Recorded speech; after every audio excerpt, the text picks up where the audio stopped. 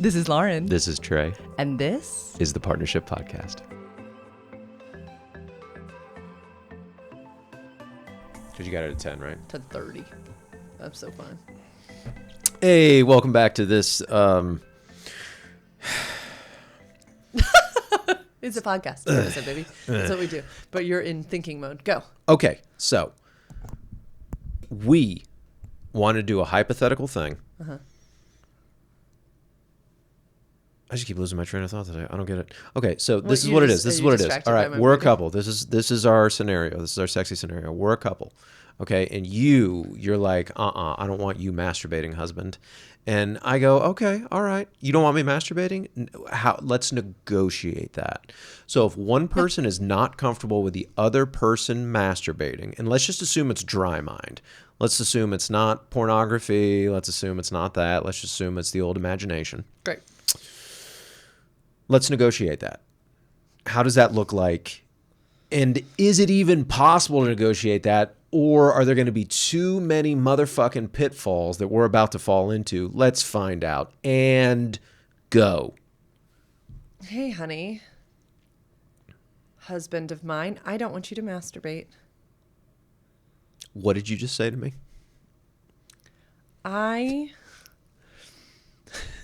Trying so hard. I'm a trained actor. I am feeling that I am really desirous of some pursuit right now, of feeling your energy in my direction. And I'm feeling a little distant and like I could really use the pursuit energy that I felt from you when we first started dating. Oh, damn. Okay. Thank you, baby. Now, this is a much deeper, broader thing than me coming. This is what I'm hearing. I'm hearing that you want to be dated and pursued and desired. Is that correct? Yeah. And I don't know if it's connected to your self-pleasure practice. Uh-huh. But in my mind, it feels a little bit like the work that it takes to pursue me is much more than it takes to masturbate. Mm-hmm. And so in order to clear that up in my mind, curious if we can, I can feel that pursuit again. Okay. All right. So would you say this is more about that than it is about like my orgasms? It might be. Great. Okay.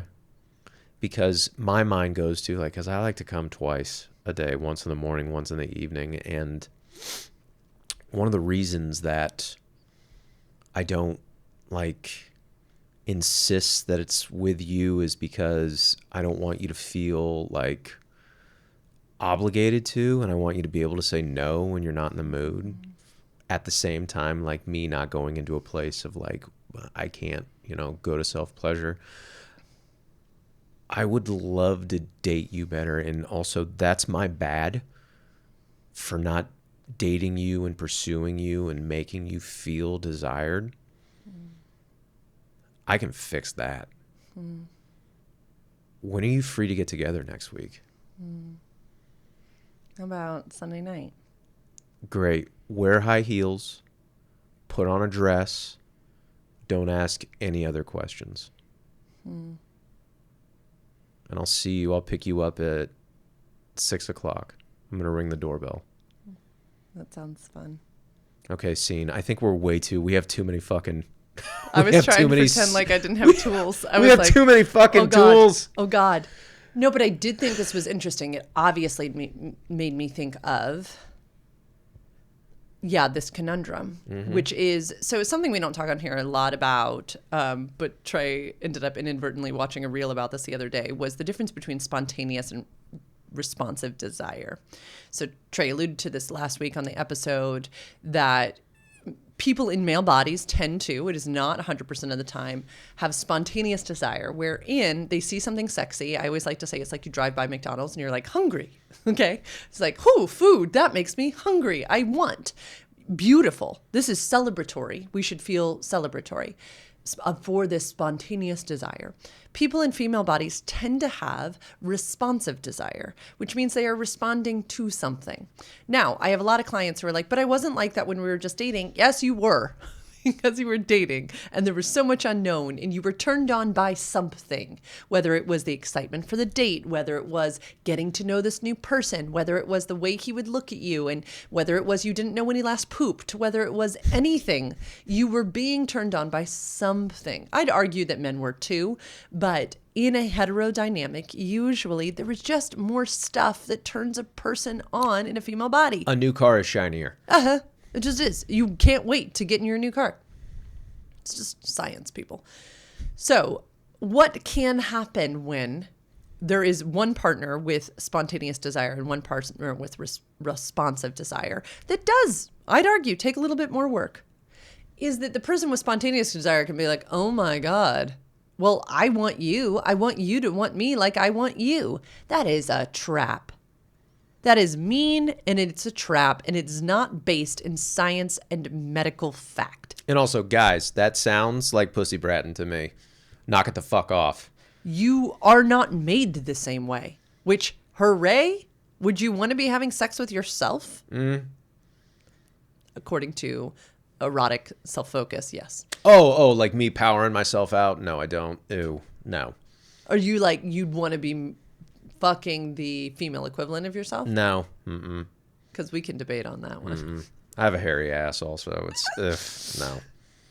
No, but I just think, yeah, I think wanting someone else to be like us is an interesting pattern that we will all take sometimes.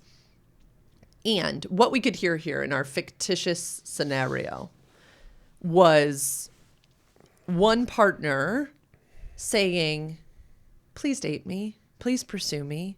Please treat me like a human being, not just a sex object.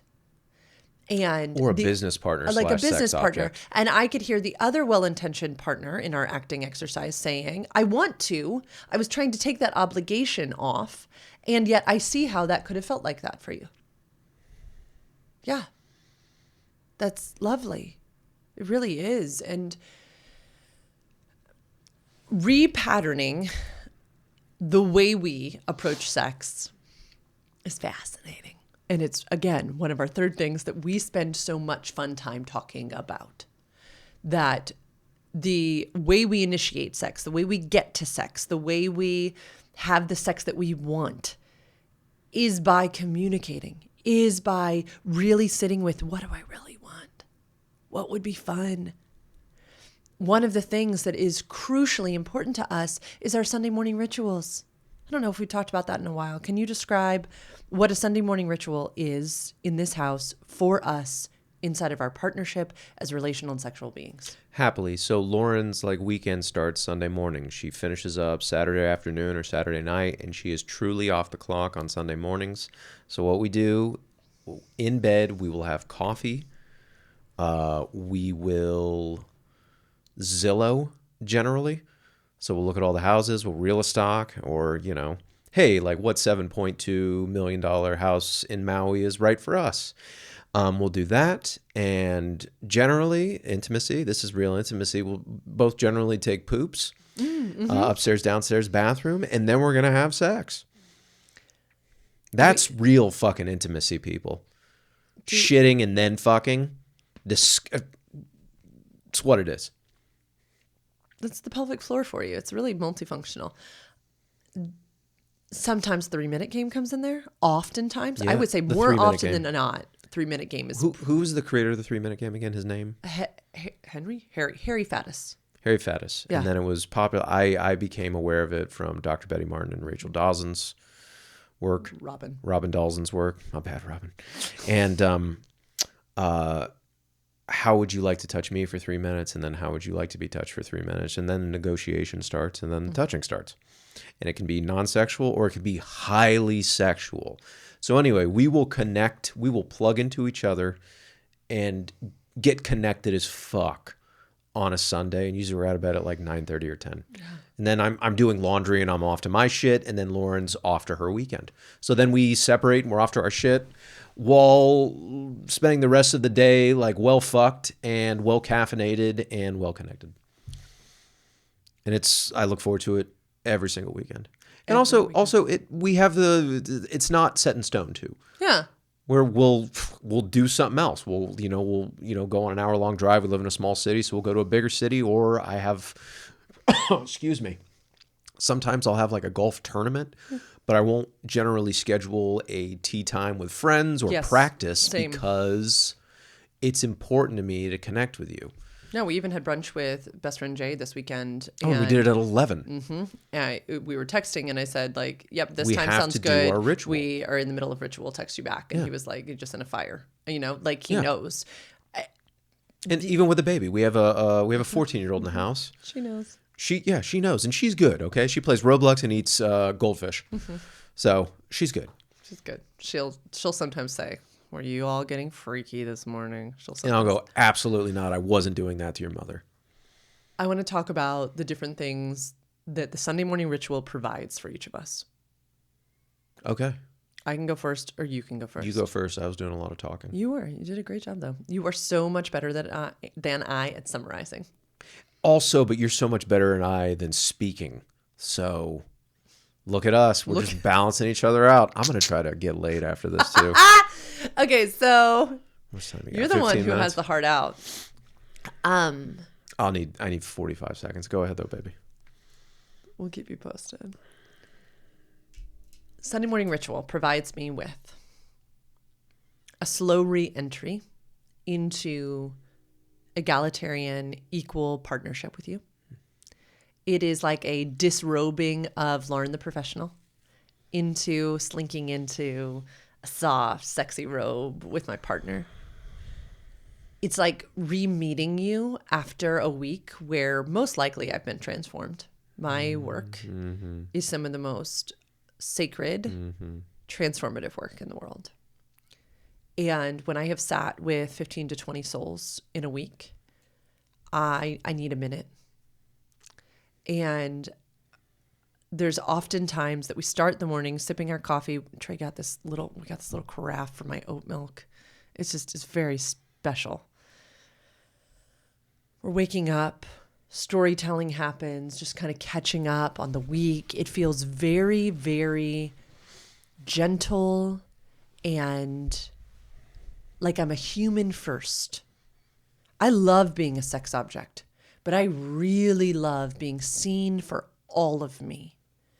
So we wake up together. Then the Zillowing provides me with this like moment to just dream, to pretend again, where anything is possible. It is silliness. It is, it gets me in this state of body and mind that is not based in practicality. I have been, in my work week, you guys see it here. We're like this many minutes till boom, boom, boom. Like my entire Wednesday through Saturday is every 90 minutes. Boom, boom, boom. I am very aware of the groundedness of practicality. The Zillowing that we do feels silly and fun. And we're critiquing, $1 million homes and being like, well, that was our dock on the lake. We would really, make sure those boats got raised out of the water. I mean, it'd have to be refinished. That's $100K. Yeah, oh God, what is going on with these steps down to the water? Like those need to be redone, right? Yeah. It just allows us to be in a dream state, which I think is really helpful. Then yes, the practicality of getting to have bowel movements is just lovely. Sometimes we'll warm up some breakfast or even make some breakfast for bed too. Like if we're hungry, we tend to that.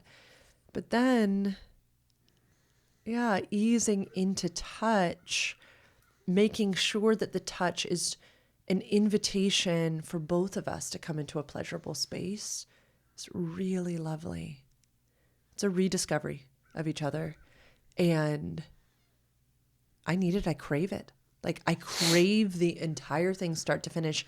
And I think the way we have crafted this opportunity for play and the space for play, I am assured that however we leave that morning, I'm going to feel fulfilled and complete. I don't know exactly what it will entail. Sometimes we mutually masturbate. Sometimes neither of us come. There have been times where we're like, are we complete? Like where we've had just like such a fun morning together that we're like, I'm itching to like get up and do laundry. And I'm like, yeah, me too. Let's go. Because sometimes it'll fall on my menstrual cycle too. And we're like, would Yeah. it be good for your body to have an orgasm right now? Or does that feel, and I'm like, I'm just We've achy. renegotiated, like, 100%. hey, let's wait on sex 100%. plenty of times. And sex for us, y'all, is the language of our bodies oriented towards pleasure. It is not a penis in a vagina. It is sometimes, oral sex or mutual masturbation or anything under the sun that, yes, is sometimes the chasing of orgasm. Sometimes it's not for both parties.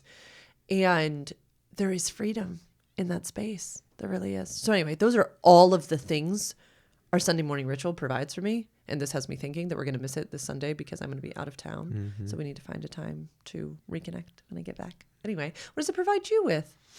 Okay, I love ritual, and it's like you said, the little creamer, like, cup that we use, and then we have our carafe that we bought that we love. So it's like these little props or ornaments that we get to bring up. I get to bring up my laptop, and it's part of it. We feed the cats, prep coffee or bring coffee up, and then we get to start our ritual.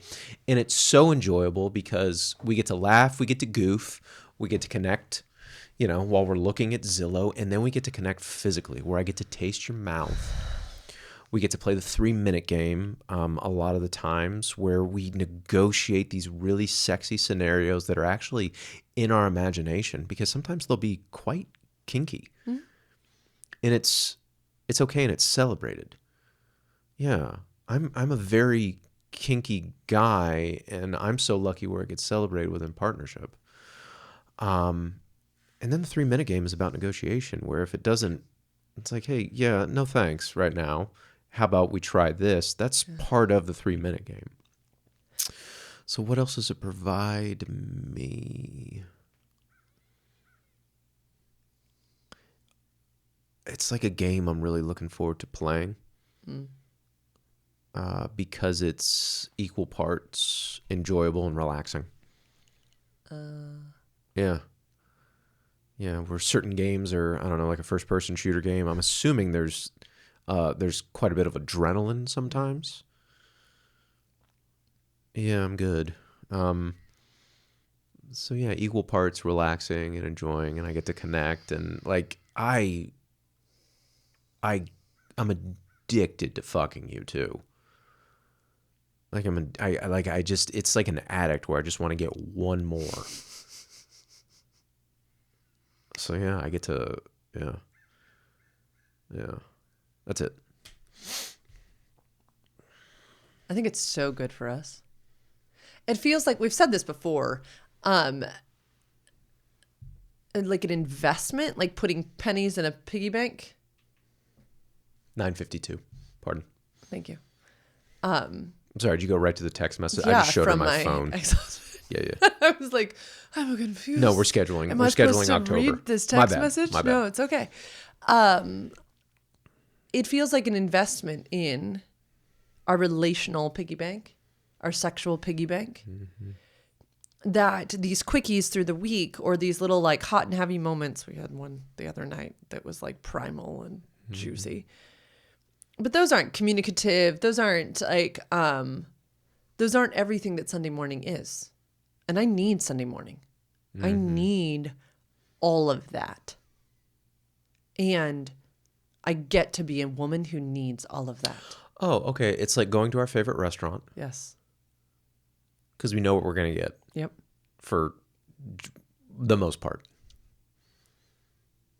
Yeah. Sunday it's like playing golf for me. I know what I'm going to get for the most golf. Or sex is that? Sunday morning is that? Sunday morning is that. Huh. Going to our favorite restaurant. Because, hey, do you want to try a different restaurant? Oh, yeah. And a lot of the times that we've gone, sure, let's try something else. While we're at that restaurant, it's like, why didn't we go to our favorite restaurant? So it's very familiar to me. Mm-hmm. Yeah, and the anticipation for it is so good. knowing it's there is really nice too. Again, you said so beautifully, it's not set in stone. And yet we had one morning months ago, maybe even a year ago now, where you might have forgotten or you assumed I was really tired or something. And remember, I like cried. I was like, I mean, this was you might not even remember. It was earlier on in this being the every week like ritual. Yeah. And yeah, you had just assumed you were going to let me sleep or something. And you were like giving me kisses to go like, I think like out the door. Yeah. And I like burst into tears Okay. because we hadn't, I don't think, endowed it, especially as we have now. I look forward to it. Yeah, it's equal parts relaxing and rejuvenating, reconnecting. It's just so good. Yeah. You know, this was the part 2 of, you know, masturbation inside of partnership and my, you know, request to you to hold your cum for me and us being like, meh, that wasn't that practical. We should do that a different time. Brutal honesty. I was the one who was like, I'm doing this. Yes. I was the one who did it. You're so sweet. Yeah. Anyway, fun combo, babe. Thank you. Yeah, you're welcome. Thank you. Thank you. Thanks for coming to this episode on the Partnership Podcast. Remember, these are our opinions and our opinions only. Take what you like, leave the rest. You have a right to self-determination and informed decision-making. If you are like, these conversations are very funny. I don't think I've ever had this type of conversation with my partner. Go to sexedforyou.com/free consult. I would love to chat with you and equip you with tools to have these types of conversations in your homes. Oh, please remember, these are just our opinions. Like, subscribe, share, all the things. We will talk to you soon, y'all. Bye-bye.